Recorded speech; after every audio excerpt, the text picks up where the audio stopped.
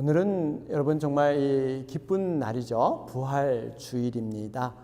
예수님께서 사망 권세를 이기시고 부활하신 바로 이 부활 주일이죠. 동시에 또 감사한 것은 우리 에덴 교회가 이 베이 지역에서 교회를 세워 처음으로 예배를 드리기 시작한 바로 설립 주일이기도 합니다. 저희 교회가 4월 22일이 설립 그러한 날입니다. 그래서 이렇게 지금 부활주일과 겹치고 있습니다. 여러분, 하나 좀 우리 신앙적인 용어의 상식으로 좀 말씀을 드리면, 보통 창립 기념주일, 창립 감사 예배 이렇게 많이 쓰는데요. 엄격하게 말하면 창립이라는 말보다 설립이라는 말이 맞습니다. 창립이라는 말은 사도행전 2장에서 이 땅에 성령님이 오심으로 말미암아 이 땅에서 처음 세운 교회, 바로 예루살렘 교회죠. 그 처음 시작한 교회에 해당하는 것이 창립이에요. 그리고 이젠 그 놀라운 하나님의 은혜를 통해서 각 지역마다 교회가 세워지게 되는데, 우리도 이 에덴 교회가 베이 에어리아에 생기게 된 것이죠. 그래서 설립이에요. 그 나머지는 설립. 그러니까 창립은 오로지 한 교회만 해당이 되고요. 설립은 여러 지역에서 세운 교회들을 설립했다, 이렇게 정의하는 게 맞습니다. 어쨌든 간에 이 창립 예배든 설립 예배든 간에 여러분, 교회는 성령님이 시작한 줄로 믿습니다. 교회의 주인은, 교회의 머리는 예수 그리스도 되세요. 예수 그리스도가 바로 머리가 되세요. 그래서 우리가 때로는, 교회가 때로는 연약해 보이고 미약해 보일지라도요, 정말 그 교회 안에는 성령이 함께 하시는 거예요. 그 교회는 아무리 미약해 보여도 함부로 할 수 없는, 바로 이 음부의 권세도 함께 하지 못하는 놀라운 하나님의 보호하심이 있는 줄로 믿습니다. 마태복음 16장 18절 19절 말씀을 보세요. 내가 이 반석 위에 내 교회를 세우리니 음부의 권세가 이기지 못하리라. 내가 천국 열쇠를 내게 주리니 내가 땅에서 무엇이든지 매면 하늘에서도 매일 것이요 내가 땅에서 무엇이든지 풀면 하늘에서도 풀리리라. 음부의 권세가 함부로 하지 못합니다. 천국의 열쇠를 쥐고 있는 것이 교회래요. 이 땅에서 푸는 건 하늘에서도 풀릴 것이고, 이 땅에서 매이면 하늘에서도 매인다고 그랬습니다. 여러분, 그만큼 교회의 능력과 권위는 정말 이렇게 중요하다 하는 것을 볼 수가 있습니다. 그러면서 참 오늘 우리가 의미 있는 주일을 보내고 있는데요. 왜냐하면 이 부활주일과 설립주일, 이 설립감사주일, 굉장히 공통성이 있습니다. 여러분, 부활의 날이 어떤 날입니까? 새 생명을 얻는 날이죠. 여러분, 사실 우리가 매주일 예배 드리는 것은 부활의 날에 우리가 주일 삼아서 우리가 예배를 드리는 거예요. 그러니까 우리가 교회가 모이는 이유는 새 생명을 누리고 새 생명을 날마다 확인하며 경험하는 것입니다. 교회의 본질이 뭐냐? 교회의 본질은 새 생명을 낳게 하는 거예요. 내가 새 생명을 얻었으면 다른 사람에게도 그 생명을 전하는 것. 여러분, 이것이 교회의 본질이 아니겠습니까? 이 생명이라는 그러한 단어를 통해서 바로 이 부활주일과 이 설립 감사주일은 서로 연관이 되고 있습니다. 그러면서 여러분, 이 땅에서 이 생명이 얼마나 아름답고 신비하고 고귀한가 하는 것을 우리는 생각해 볼 수가 있습니다. 이 살아있다는 것, 여러분, 생명이 있다는 것, 우리가 겉으로 보기에는 이 미약해 보이고 아무 보잘것없는 것 같은 생명체일지라도요, 무생물체, 다시 말하면 인간이 정교하게 만들고 정말 공을 들여서 다듬고 깎은, 보기에는 너무나 아름답고 정확해 보이지만 하나님이 만든 그 아주 미물의 그 생명체가 얼마나 아름다운지 몰라요. 비교해 보면 정말 이 감탄을 자아냅니다. 제가 말씀으로 드리는 것보다 한번 사진을 한번 보시겠습니다. 한번 볼까요? 여러분, 이 그림이 무슨 그림 같아요? 예? 무슨 그림일까요? 바늘귀에 실을 넣은 것을 현미경으로 확대한 것입니다. 여러분, 이 바늘귀는 굉장히 매끈하게 깎여가지고 이렇게 실을 넣는 이것을 현미경으로 여러분, 바늘귀가 얼마나 매끈하게 보입니까? 그런데 확대 보면 저래요. 또 한 장면을 보내줄까요? 여러분, 이건 무슨 장면인 것 같아요? 밑에 눈이 좋으신 분은 써 있는데, 예. 요거는 볼펜 끝, 예. 볼링.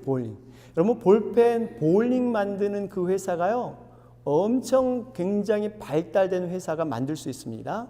이 볼펜을 만드는 나라가 그리 많지 않습니다. 이걸 정교하게, 이 볼링을 아주 정교하게 깎아내야만 이 볼펜을 만들어내는 거예요. 그러니까 이 볼펜도 보면 이게 매끄러운 것 같지만 확대해 보면 저렇게 너저분한 이런 모습이 있습니다. 반면에 하나님이 만드신 미물은 어떠할까요? 한번 보여주실까요? 여러분, 요게 뭘까요? 네, 잠자리라고 생각하시는 분이 있는데 저건 잠자리가 아니라 모기입니다. 모기. 네, 모기의 그 눈, 모기의 눈이요, 저렇게 아름다워요.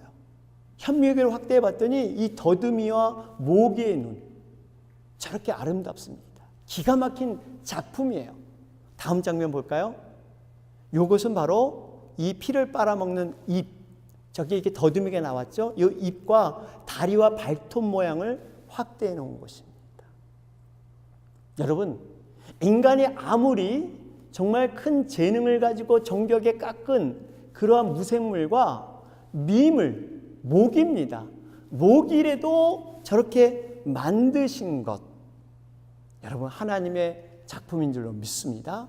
생명체는 저렇게 아름다운 거예요. 그러면서 부탁의 말씀은, 여러분, 모기들이 내 피를 빨아먹은 확실한 증거가 없는데 함부로 죽이지 마시기 바랍니다. 확실한 증거 없이 이 아름다운 생물체를 죽여서는 안 돼요. 내 피 안 빨아먹었는데 함부로 죽이지 마세요. 네. 여러분, 이렇게 아름다워요. 이 미물인데, 제가 말씀드리고 싶은 것은 이런 미물도 이렇게 아름답게 생명체로 하나님이 지으셨는데, 하나님의 형상을 닮은 우리들은 어떻게 했어요? 정말 며칠 살다가 죽은 저 모기도 저렇게 아름답게, 여러분, 우리를 정말 하나님 상상하지 못하는 그러한 생명체의 아름다움으로 우리를 창조한 줄로 믿습니다. 그렇기 때문에 여러분, 우리가 부활의 이 생명이 얼마나 귀한지 몰라요. 영화로운 몸, 상상하지 못하는 몸입니다. 저 모기의 저 아름다움에 비교되지 않는 그 영화로운 몸으로 우리는 이제는 하나님 앞에 서게 될 거예요. 여러분, 예수님께서 사망 것을 이기고 부활하신 이 사건이 우리에게 어떤 의미가 있습니까? 부활해 주는 의미가 우리에게 무엇일까요? 고린도전서 15장 20절은 말씀하잖아요. 거기 보니까 이 고린도전서 15장 20절에 이제 그리스도께서 죽은 자 가운데서 다시 살아나사 잠자는 자들의 첫 열매가 되셨도다. 여러분, 첫 열매, 의미 있는 단어입니다. 예수님이 첫 열매가 돼서 부활했듯이 우리도 그 첫 열매를 따라서 주렁주렁 우리도 부활하게 될 줄로 믿습니다. 여러분, 과일을 키워보면, 과일나무를 키워보면요, 열매는 하나만 덩그러니 나오지 않습니다. 첫 열매가 나오면 다음 열매가 또 나오게 맺혀 있는 것이 당연하듯이, 여러분, 이것이 바로 자연의 법칙이듯이 우리의 영적인 법칙도 예수님의 부활을 따라서 우리도 그대로 다시 부활할 거예요. 여러분, 분명히 이 세상은 보이는 것이 전부가 아닙니다. 빛 가운데 여러분, 우리가 볼 수 있는 것을 가시광선이라 그러죠. 가시광선. 그런데 그 외에도 볼 수 없는 그런 빛들이 존재를 합니다. 여러분, 그것이 적외선, 자외선 아니겠어요? 분명히 실체는 있는데 우리가 보지 못하는 것뿐이에요. 우리가 이 부활을 아직 체험해 보지 못했던 것뿐이지, 분명히 여러분, 부활은 존재할 줄로 믿습니다. 그러면서 이 부활이 주는 또 하나의 의미가 있습니다.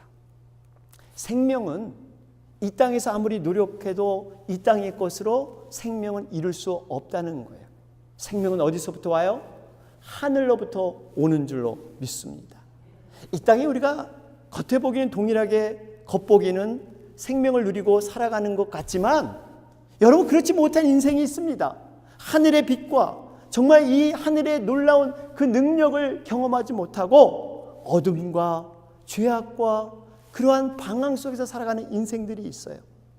이 진정한 생명은 하늘로부터 오는 것인데 이 비밀을 깨닫지 못합니다. 여러분, 요한복음 3장 3절을 보세요. 여기 보니까 예수께서 대답하여 이르시되 진실로 진실로 내게 이르노니 사람이 거듭나지 아니하면 하나님의 나라를 볼 수 없느니라.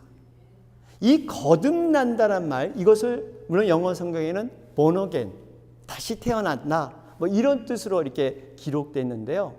원문에 가깝게 해석을 해보면 거기에 어떠한 단어가 더 추가돼야 됩니다.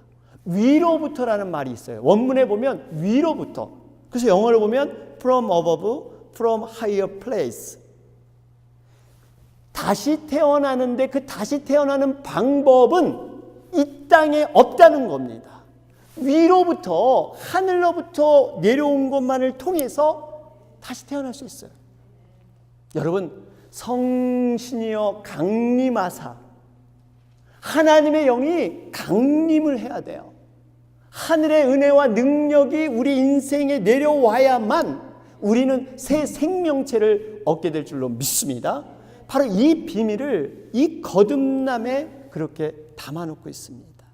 그렇기 때문에 우리는 어찌하든지 이 생명, 하늘로부터 오는 이 생명의 소중함을 우리는 붙들어야 돼요. 눈에 보이지 않는다고 해서 당장 내 삶에 별로 상관이 없는 것처럼 느껴진다 해서 아닙니다. 예전에 우리 부활주일이 되면 우리 아이들도 그 에그 헌팅이라는 걸 하죠. 오래전에 미국에서 있었던 일이에요. 매사추세츠 주의 어느 작은 교회에서 근데 부활 아침이 되었습니다.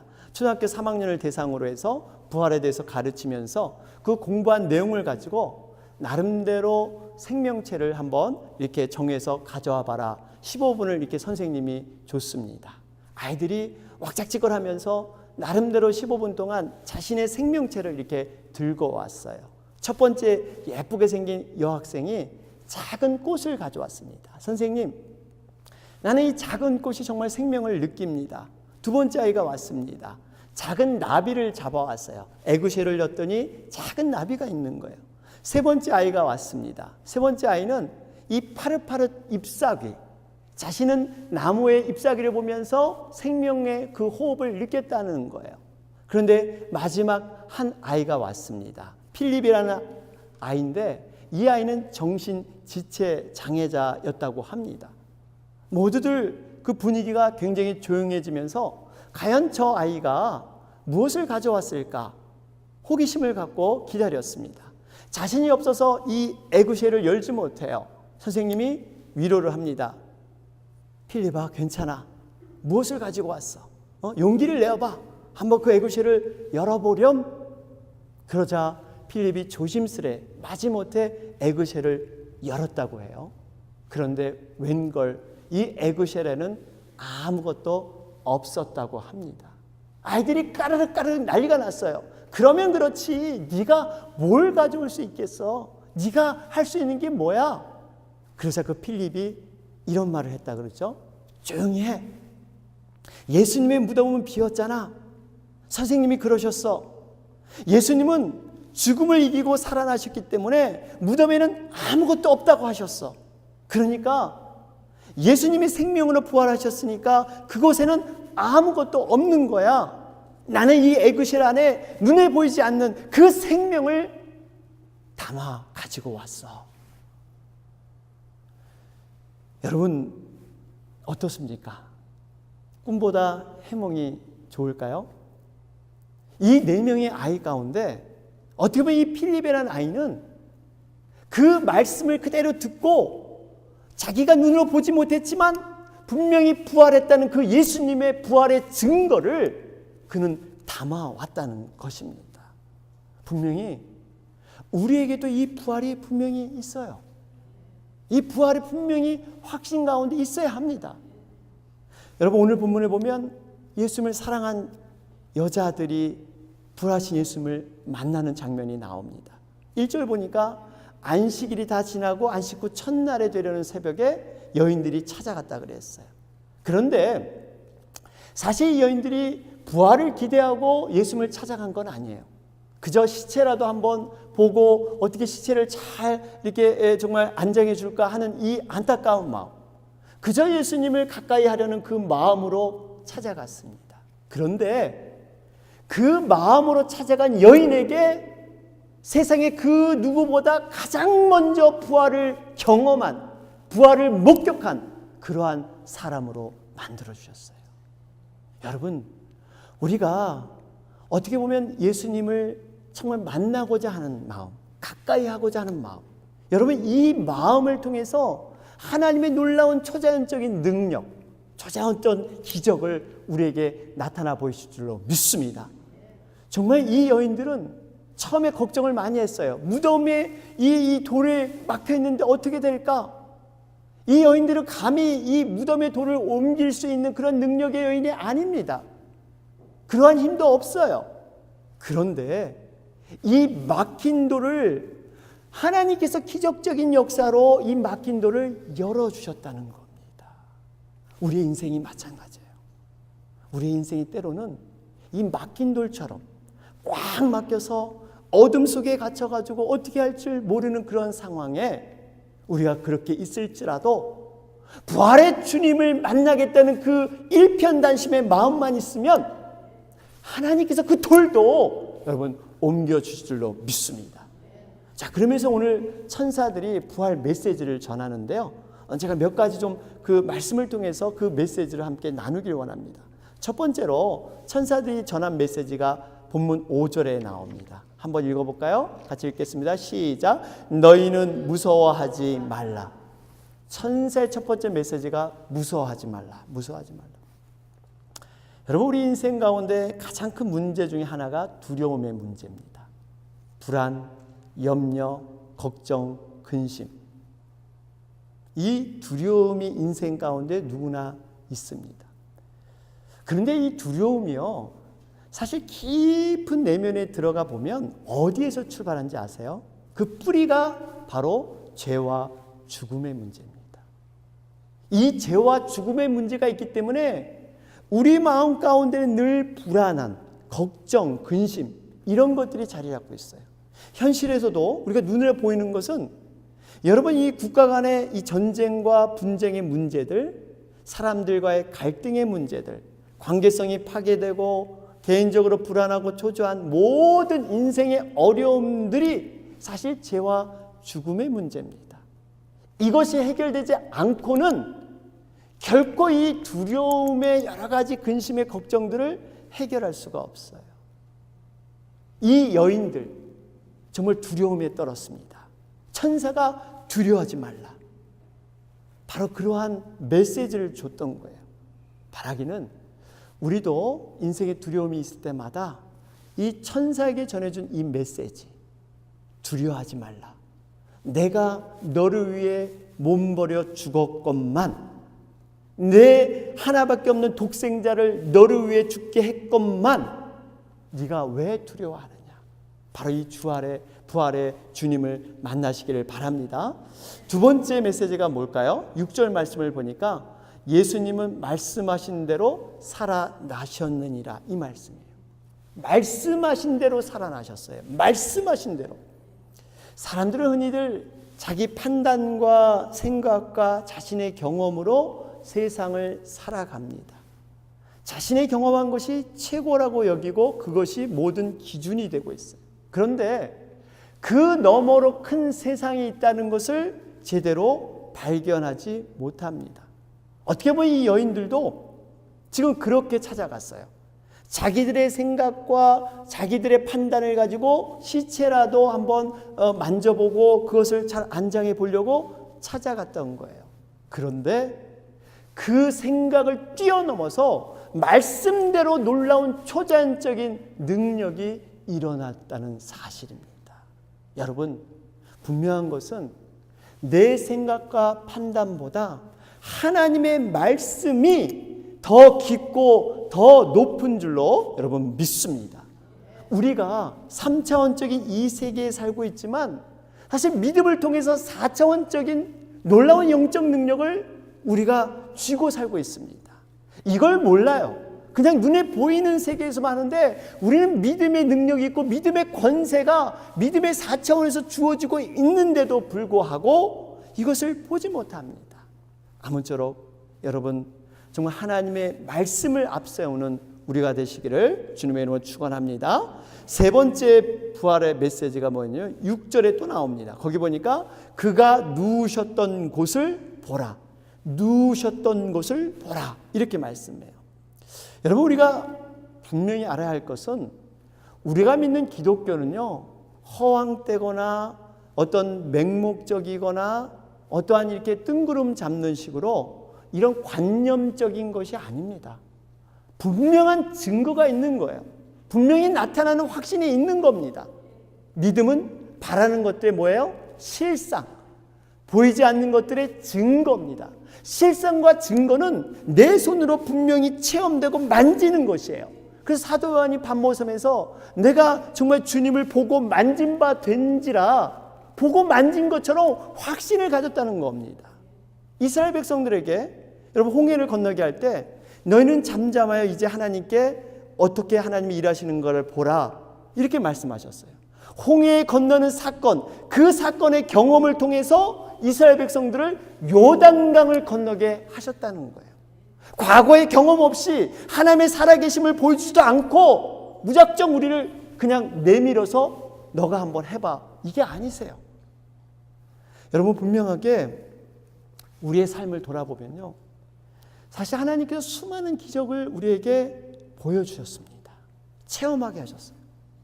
근데 문제는 우리의 믿음의 영안이 제대로 열리지 못해서 이걸 깨닫지 못하는 거예요.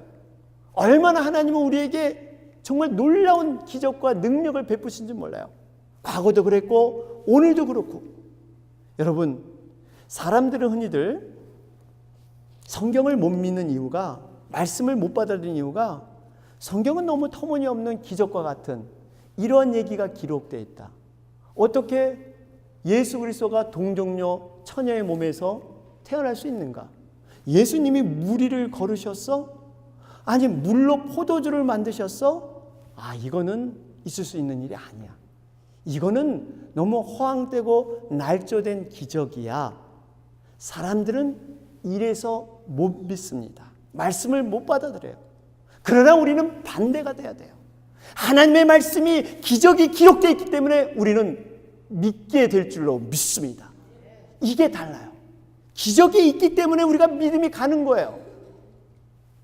이러한 말씀의 놀라운 능력의 기적, 여러분, 이것이 정말 부활의 그 주님을 만나는 그러한 길이라는 사실입니다. 네 번째 부활의 메시지 마지막으로 주는데요, 예수님과의 첫사랑을 통해서 신앙을 회복하라는 겁니다. 우리 7절 말씀을 볼까요? 7절 말씀 한번 같이 읽어보겠습니다. 시작. 그가 죽은 자 가운데서 살아나셨고 너희보다 먼저 갈릴리로 가시나니 거기서 너희가 배우리라 하라. 보라, 내가 너희에게 일렀느니라. 여러분, 이 갈릴리는 베드로에게 어떤 곳입니까? 영적인 고향이에요. 고기 잡는 재미로 하루하루 살다가 예수님이 찾아오셨습니다. 그랬더니 평생 의지하고 정말 기댔던 배와 그물을 버려두고 주님을 쫓았던 영적인 고향 갈릴리. 그런데 지금은 상황이 다릅니다. 죽기까지 예수님을 따르겠다고 장담했던 행동파 베드로였어요. 그는 생각보다 행동이 앞서는 사람이었습니다. 그런데 비천한 계집종 앞에서 예수님을 부인하고 오히려 예수님을 욕하고 그렇게 도망 나왔던 3번의 실패를 거쳤던 베드로, 지금 그 베드로가 이 갈릴리에 와 있는 거예요. 정말 이 그물을 던지면서 그물에 비춰진 그 예수님의 자비로운 얼굴이 그 물가에 그려지면요, 얼마나 그 가슴이 아팠겠어요. 내가 미쳤지. 내가 왜 이런 건가? 정말 저는 죄인입니다. 저는 죽일 놈입니다. 제가 봐도 용서하지 못하는 참 미련한 놈입니다. 그 뜨거운 눈물을 흘리는 그 베드로, 그 베드로에게 지금 예수님이 찾아가셨어요. 그리고 조반을 이렇게 손수 정말 준비하면서 요한 아들 시몬아, 내가 너를 사랑한다. 진정으로 너를 사랑한다. 여러분, 이 장면이 결국 베드로에게 부활의 생명을 전해주는 거예요. 부활의 호흡을 다시 한번 베드로에게 넣어주는 겁니다. 여러분, 우리가 이 베드로가 부활 전에 예수님을 만났던 그 베드로의 모습이 아닙니다. 부활 후에 만났던 그 베드로는 3,000명, 5,000명을 회개시키고 놀라운 주님의 능력을 전파했던 그 베드로로 바뀌어버립니다. 사랑하는 여러분, 혹시 우리도 이 부활의 귀한 날 가운데 뭔가 신앙이 자꾸 무기력해진다든지, 말씀의 깨우침이 예전 같지 않다든지, 점점 기도가 힘들게 느껴진다든지, 어떻게 보면 이 베드로와 같은 모습일 수가 있습니다. 이 모습에 만약에 우리가 있다면 정말 부활의 그 주님, 나를 끝까지 사랑하셔서 나를 찾아오신 갈릴리에서 만났던 그 부활의 주님을 만나야 될 줄로 믿습니다. 정말 주님은 회복시켜 주세요. 그리고 놀랍게 충만케 하여 주십니다. 예전에 여러분, 미국 대통령 가운데 그 아버지와 아들이 함께 대통령이 된 사람이 있죠. 조지 부시 대통령. 이 아버지 부시로 잘 알려져 있죠. 94살로 작고를 했습니다. 이 아버지 부시가 예전에 이제 자신의 삶을 간증하면서 쓴 책이 있습니다. 근데 그 책의 내용에 보면은 이 조지 부시가 이 부통령 시절이었습니다. 소련의 이 브레즈네프 수상이 죽게 되었어요. 그래서 미국을 대표해서 이 장례식에 참석을 하게 되었습니다. 여러분도 아시겠지만 그 당시는 냉전 체제였습니다. 소련은 철저한 공산주의, 감히 종교를 전혀 내세우지 못하는 그러한 공산주의였습니다. 그래서 이 공산주의는 이 회색과 붉은색, 모든 장례 색깔은 회색과 붉은색으로 완전히 도배를 했어요. 마지막 그 순서가 됐는데 이 관에 누워있는 고인들을 향해서 이제 이 뷰잉을 하는 거죠. 인사를 하는 시간이 됐는데 이 브레즈네프, 이 와이프 되시는 미망인이 순서가 됐습니다. 이 미세스 브레즈네프가 이렇게 순서가 됐는데 이분이 딱 일어나더니 가슴에서 뭘 딱 꺼내는 거예요. 그게 봤더니 바로 백합, 하얀 백합화를 하나 꺼내서 바로 그 관 위에 올려놓습니다. 여러분, 이 백합은 이 그 부활을 상징하는 이 그리스 정교회인데 이 러시아는 그리스 정교회를 믿는데 이 부활을 상징하는 그러한 꽃이 바로 백합이에요. 그래서 그 앞에서 잠시 기도를 드리더니 성호를 긋는 거예요. 성호. 여러분, 성호가 뭔지 아세요? 이 그리스 정교회나 성공의 카톨릭에서 이렇게 이마에 이렇게 기도하는 그 예식이죠. 이 성호를 쫙 긋는 거예요. 이걸 조지 부시가 봤습니다. 그런데 더 놀라운 것은 이 성호를 긋는 순간 그 자리에 있던 몇몇 사람들도 함께 쫙 성호를 긋더래요. 그러면서 이 조지 부시가 전율을 느꼈습니다. 이야, 이렇게 무시무시한 공산 치하에서도 여전히 부활의 신앙이 살아있구나. 그 무시한 감시 속에서도 여전히 그 신앙이 남아있구나. 그러면서 이런 고백을 했어요. 이 동토의 땅, 기독교 신앙이 완전히 죽은 줄 알았던 이 땅에서 나는 부활의 신앙이 부활하는 모습을 볼 수 있었습니다. 그러나 안타까운 것은 오늘 이 시대의 삶을 살고 있는 기독교인들 가운데는 교회를 드나들면서도 부활의 신앙을 갖지 못하고 죽어가는 많은 사람들의 모습을 볼 수 있다는 것입니다. 이게 조지 부시의 회고록의 기록되어 있습니다. 사랑하는 여러분, 우리는 진정으로 정말 이 예수님께서 부활하셨던 이 놀라운 사건을 단순히 역사적인 사건이 아니라 나의 사건으로 여러분 믿기를 주님의 이름으로 축원합니다. 하늘로부터 여러분 생명은 주어지는 거예요. 죄와 사망의 문제를 완전히 우리 주님께서 해결해 주셨습니다. 더 이상 여기에 얽매여서는 안 돼요. 부활 전에 만났던 그 제자들의 모습, 우리는 청산해야 돼요. 이제는 부활 후에 만났던 그 제자들의 모습처럼 성령의 충만함을 가지고 말씀의 권세를 가지고 우리가 이 세상에 나아가야 된다는 사실입니다. 오늘 이 기쁜 날, 여러분 다시 한번 두 가지 말씀을 통해서 정말 이 말씀의 은혜를 주면서 마치고자 합니다.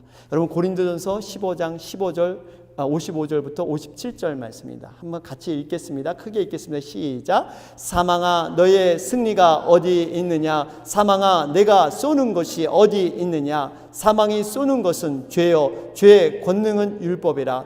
우리 주 예수 그리스도로 말미암아 우리에게 승리를 주신 하나님께 감사하노니. 우리 마지막 로마서 8장 1절 2절입니다. 시작. 그러므로 이제 그리스도 예수 안에 있는 자에게는 결코 정죄함이 없나니 이는 그리스도 예수 안에 있는 생명의 성령의 법이 죄와 사망의 법에서 너를 해방하였음이라. 아멘.